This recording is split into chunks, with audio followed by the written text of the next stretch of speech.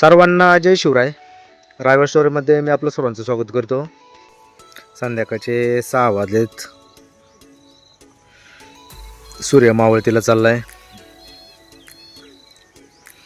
खरं तर व्हिडिओ काढण्यामागचं कारण एकच आहे. आपण महिन्याभरापूर्वी झाडे लावली होती, त्याबद्दलचा व्हिडिओ आपण टाकला पण होता. आणि त्या झाडांची आता पोझिशन काय आहे तुम्हाला मी दाखवतो.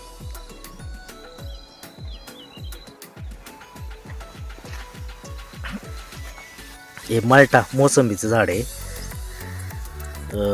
अशी कोवळी कोवळी पानं फुटलेली आहेत. तुम्ही या आधीच्या व्हिडिओमध्ये बघितलं असेल, पूर्ण सुकलेलं झाड होतं, पण आता पूर्णपणे हिरवगार झाड झाले. दुसरं तेच झाड आहे, ते या साईडला आहे.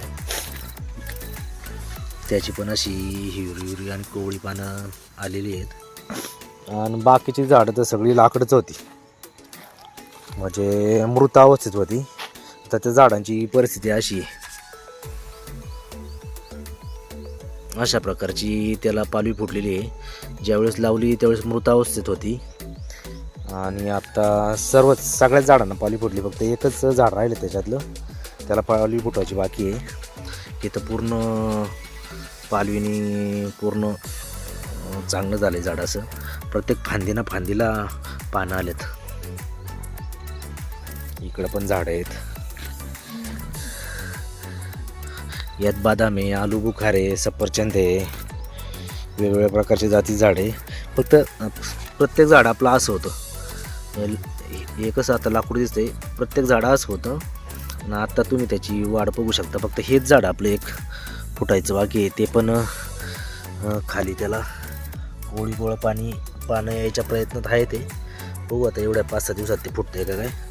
पण सगळी आपली झाडे अशा प्रकारची होती, आणि ती आता अशी चांगल्या प्रकारे फुटलेली आहेत. येत्या पुढच्या काळात नक्कीच याला फुलं येतील, फळं येतील.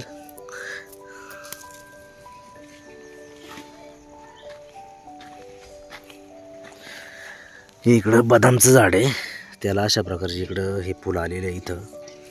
इथं पण एक फुलं आलेलं आहे.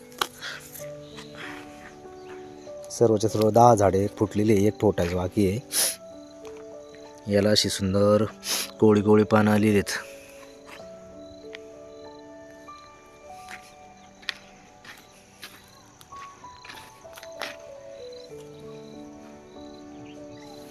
अशा रीतीने आपली एक छान बाग इथं तयार झालेली आहे.